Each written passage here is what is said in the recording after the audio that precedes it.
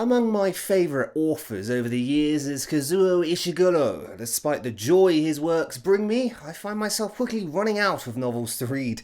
Today I'll be discussing a book that is slightly more obscure compared to his well-known works. You might be familiar with classics like Never Let Me Go, The Remains of the Day, and the recent Clara and the Sun, all of which I have thoroughly enjoyed and reviewed on this channel. However, the book I'm reviewing today predates all of them.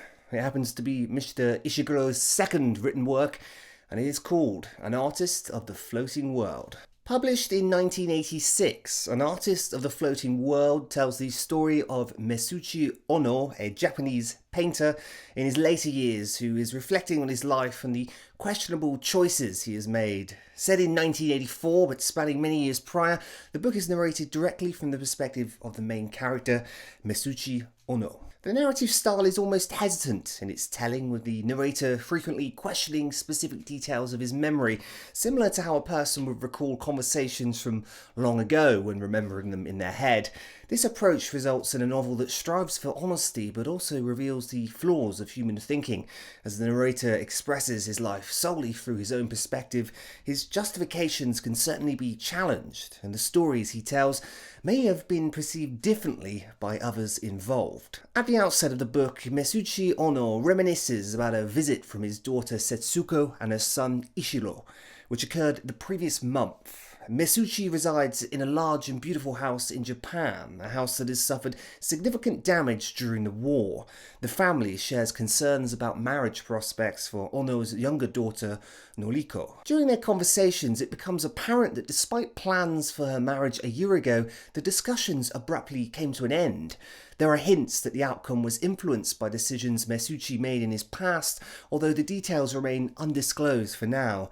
Noriko, now engaged and in talks for another marriage, feels a growing sense of urgency as she is 26 and is being pressured by societal expectations to wed. I won't delve deeper into the plot because on paper this book may appear somewhat slow and opinions on this aspect will undoubtedly vary. However, through a series of anecdotes you gain insights into Mesuchi's life and the shifting atmosphere in Japan following their defeat in the Second World War. Mesuchi finds himself somewhat disconnected in this post-war world, yet he frequently defends his actions in his reflections despite the clear opposition from the younger generation of Japanese who strongly condemn the events of the country's not-so-distant past.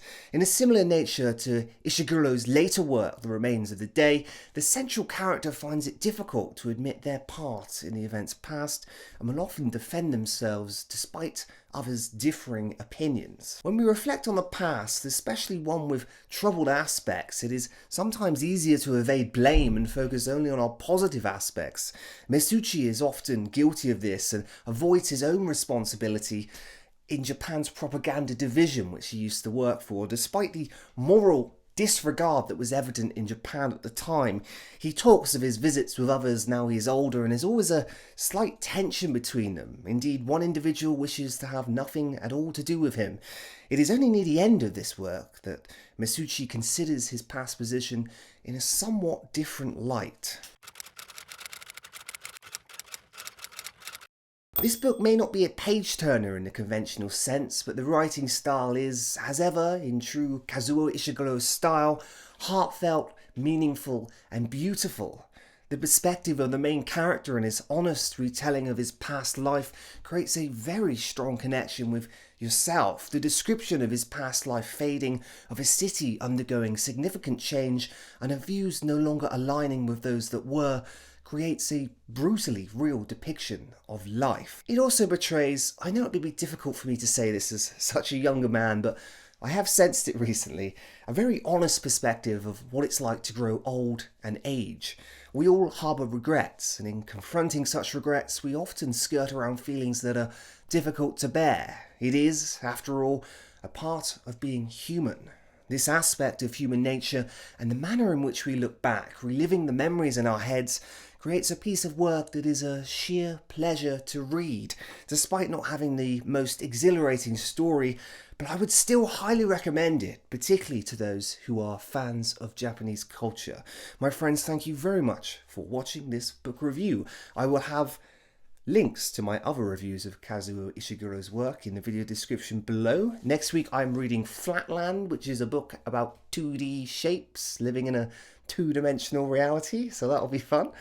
If you'd like to join the book club, please see the link below for my Goodreads book club. And if you'd like to see what I'm reading on Goodreads, again, I'll be right below. If you enjoyed this video, give me a like. If you didn't, give me a dislike.